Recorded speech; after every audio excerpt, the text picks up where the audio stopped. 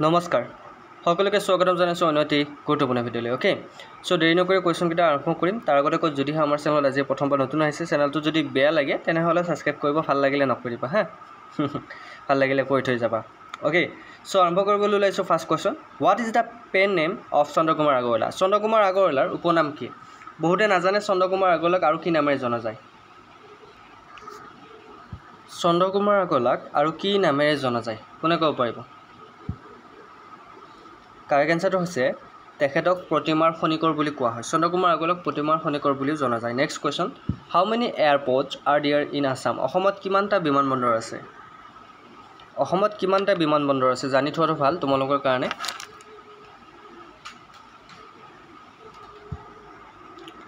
অসমত কিমানটা বিমানবন্দৰ আছে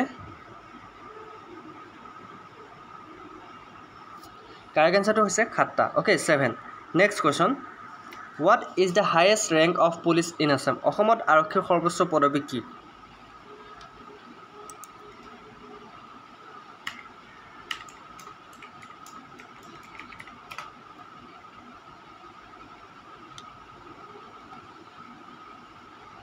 অসমত আৰক্ষীৰ সৰ্বোচ্চ পদবী কি? আপোনালোকে জানে ডিজিপি ওকে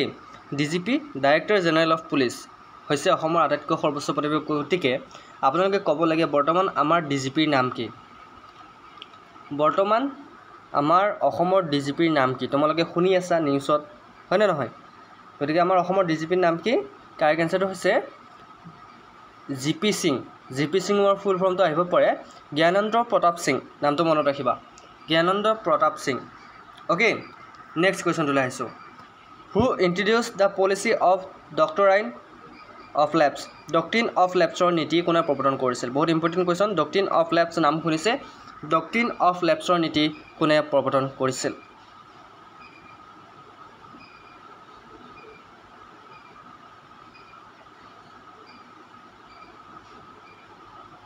কাৰেক্ট এনসাৰটো মনত ৰাখিব লৰ্ড ডেলহাউসিয়ে doctrine of labs নীতি প্ৰৱৰ্তন কৰিছিল next question which state was separate from Assam in 1972 1972 চনত কোনখন ৰাজ্য অসমৰ পৰা বিচ্ছিন্ন হৈছিল 1972 চনত 1972 চনটো মনত ৰাখিব বহুত ইম্পৰ্টেন্ট হয় কাৰেন্ট ওকে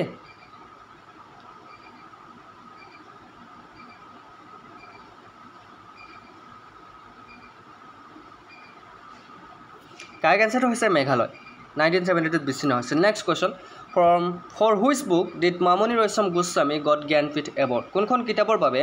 মামনি ৰয়ছম গোস্বামী জ্ঞানপীঠ বঁটা লাভ কৰিছিল কোনখন কিতাপৰ কাৰণে লাভ কৰিছিল আৰু এটা কোৱেশ্চন আহিব পাৰে যে মামনি ৰয়ছম গোস্বামীৰ অন্য নাম কি তেতিয়া তোমালোকে মনত ৰাখিব লাগিব মামনি ৰয়ছম গোস্বামীক ইন্দিয়ানী গোস্বামী বুলিও জনা যায় গতিকে তেখেতৰ কোনখন কিতাপৰ কাৰণে তেখেতে বঁটা লাভ কৰিছিল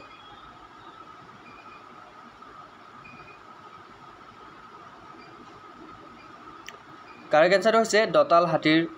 উয়ে হোৱা হাওৰা ওকে দতাল হাতীৰ উয়ে হোৱা হাওৰা অপচন এ আছে ৰাইট আনসাৰ নেক্সট কোৱেশ্চনটো লাইছো under which article of the Indian constitution the Assam state finance commission was establish ভাৰতীয় সংবিধানৰ কোনটো অনুচ্ছেদৰ অধীনত অসম ৰাজ্যিক বিত্ত আয়োগৰ গঠন হৈছিল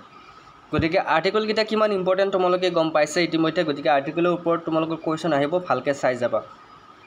ওকে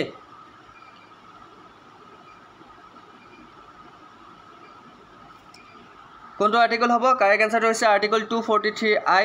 এণ্ড আৰ্টিকল 243Y মনত ৰাখিবা next question how many times has the citizenship amendment act been amended নাগৰিকত্ব সংশোধনী আইন কিমানবাৰ সংশোধন কৰা হৈছে নাগৰিকত্ব সংশোধনী আইনখন কোনোবা জানে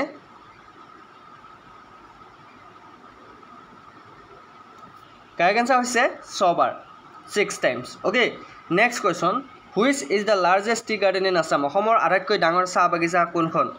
ইয়াৰ ভিতৰত অসমৰ আটাইতকৈ ডাঙৰ চাহ বাগিচাখন কোনখন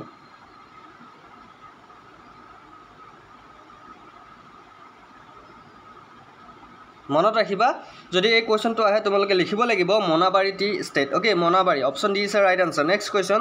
হাউ many wards are there in Guwahati municipal corporation Guwahati পৌৰ নিগমৰ কিমানটা ৱাৰ্ড আছে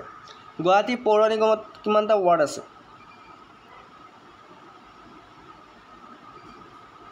গুৱাহাটী পৌৰ নিগমৰ কিমানটা ৱাৰ্ড আছে কাৰেক্ট আনসাৰ হৈছে 60টা ওকে 60টা ৱাৰ্ড আছে next question When was the Police Act of Assam passed? অসমৰ আৰক্ষী আইন কেতিয়া গৃহীত হৈছিল অসমৰ আৰক্ষী আইন কেতিয়া গৃহীত হৈছিল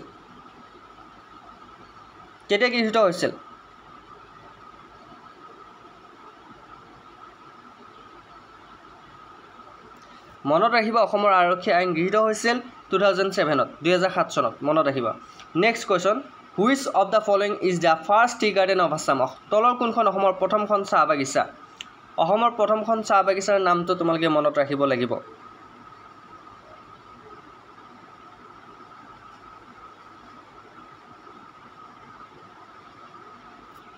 কাৰেক্ট আনসাৰ হৈছে চাবুৱা টি গাৰ্ডেন অসমৰ প্ৰথমখন চাহ বাগিচা next question In which year Bodoland Territorial Council was established? কোন চনত Bodoland Territorial Council স্থাপন কৰা হৈছিল চনটো কি হ'ব কোন চনত Bodoland Territorial Council স্থাপন কৰা হৈছিল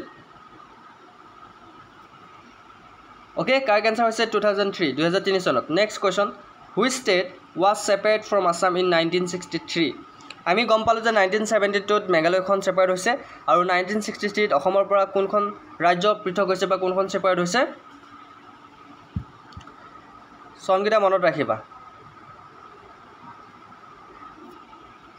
কাৰেক্ট আনসাৰ হৈছে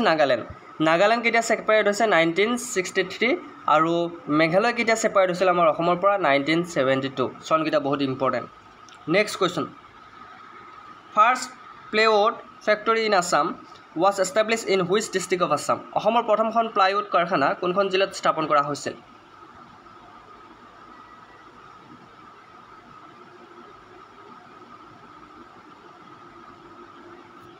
কাৰেক্ট আনসাৰ হৈছে তিনিচুকীয়া মনত ৰাখিব next question In which year Guwahati Municipal Corporation was established? কোন চনত গুৱাহাটী পৌৰ নিগম প্ৰতিষ্ঠা হৈছিল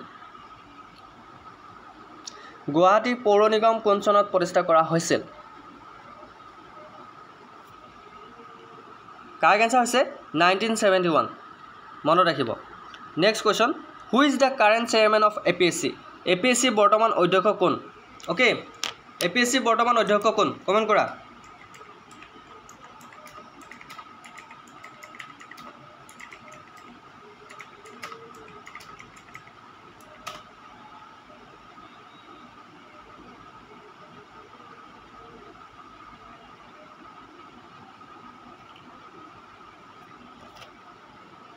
কোন হ'ব APSC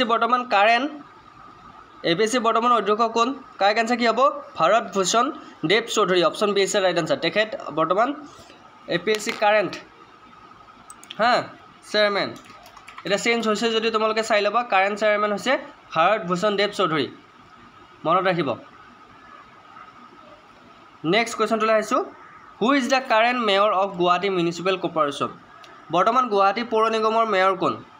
বৰ্তমান গুৱাহাটী পৌৰ নিগমৰ মেয়ৰ কোন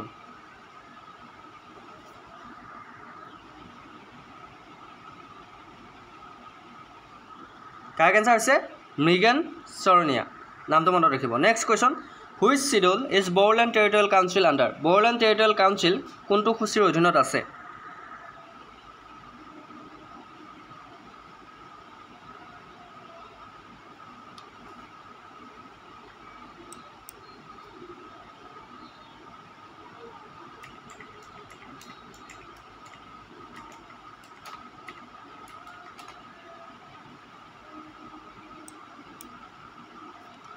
Correct answer হৈছে 6th schedule ষষ্ঠ অনুসূচী next question in which year in the Assam province was created as a separate province by British কোন বছৰত অসম প্ৰদেশক ব্ৰিটিছে সুকীয়া প্ৰদেশ হিচাপে সৃষ্টি কৰিছিল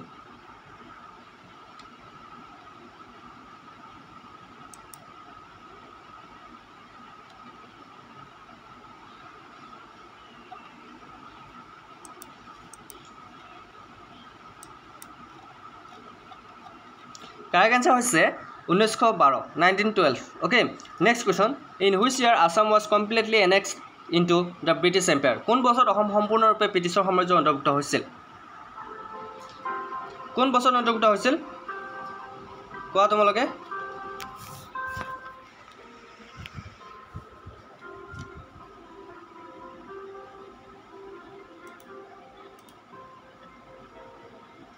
কাৰেক্ট এনসাৰ কি হ'ব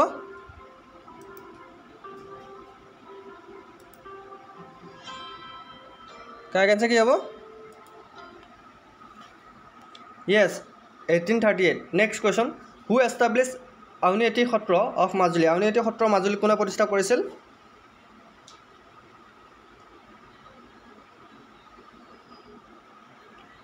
কাৰেক্ট এনসাৰ হৈছে Sutamla okay next question Sutamla Auniati Satra প্ৰতিষ্ঠা কৰিছিল next question who amongst the chairmen of the Assam public service commission Assam লোকসভা আয়োগৰ অধ্যক্ষক কোনে নিযুক্তি দিয়ে অসম লোকসভা আয়োগৰ অধ্যক্ষক কোনে নিযুক্তি দিয়ে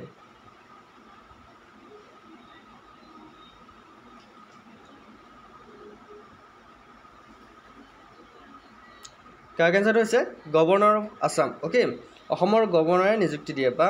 যিকোনো ধৰণৰ গভৰ্ণৰে আপোনাক আমাৰ এপিএসসি অসমৰ গভৰ্ণৰে আমাৰ এপিএসসি কাৰণে নিযুক্তি দিয়ে okay next question in which year Assam become a chief commissioner province কোন বছৰত অসম মুখ্য আয়ুক্তৰ পদে গৈছিল কাৰেক্ট এনসাৰ হৈছে 1874 next question which of the following dam is located in Assam তলৰ কোনটো মথাউৰি অসমৰ অৱস্থিত বা কোনটো বান ডেম মানে বান সৰি মথাউৰি বুলি কোৱা হৈছে ইয়াৰ ভিতৰত কোনটো ডেম আমাৰ অসমত অৱস্থিত কাৰেক্ট এনসাৰ হৈছে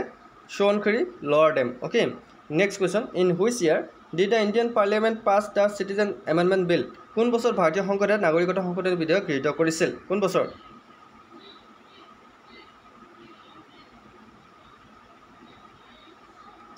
কাৰেক্ট এনসাৰ হৈছে 2019 মনত ৰাখিব সো একেটা আছিল বহুত ইম্পৰ্টেন্ট কোৱেশ্চন আশা কৰোঁ চাই ভাল পালে যদি ভিডিওটো ভাল পাইছে লাইক কমেন্ট শ্বেয়াৰ লগত আমাৰ বিচাৰি বন্ধু চেনেলটো সাবস্ক্ৰাইব কৰি দিবলৈ নাপাহৰিব